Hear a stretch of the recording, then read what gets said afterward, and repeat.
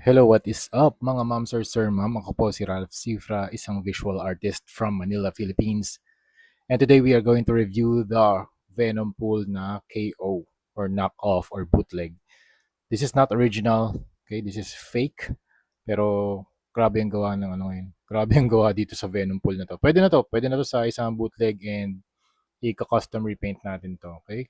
At shoutout nga pala kay Clyde Collectibles. So if you want to buy mga toys, mga Marvel Legends, mga Farden toys, punta lang kayo sa Facebook page niya, Clyde Collectibles from Facebook. Okay?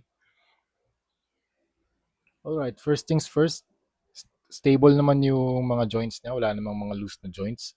Okay?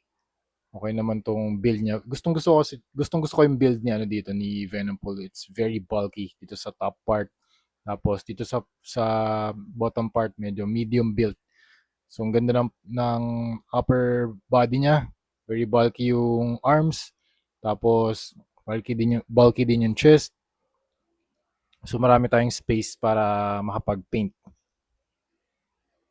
And also the concept of Deadpool becoming Venom.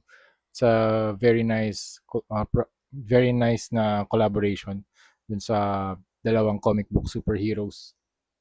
So parang ano siya, Venomized na Deadpool yung concept ng figure na to. So I think yung mga original nito abot ng 3,000, 4,000. Nagtingin na rin ako ng mga comparisons ng original and bootleg. So sa akin okay na to. Panalo na ako dito sa value na pinoprovide ng mga bootleg versus dun sa original. Pwede na sa akin to, 1,000 pesos only. Again, salamat Clyde Collectibles for this. Yan. Nga pala, itong bracer niya dito na metal bracer, wala dito sa left. So, ito-check pa ni Sir Clyde kung nandun sa kanya. If walang mahanap na bracer, okay lang, gagawa na lang ako ng panibago. Tapos talagyan natin to ng mga bullets kasi i-custom natin to na parang maging ano siya, Venom Pool na Punisher. So, pa-Punisher custom natin to. Okay, so start tayo sa head. Sa head, makikita niyo yung mga staple guns na yung mga staple wires na ginamit dun sa pagkabit ng mga segments ng red part at saka ng black na part.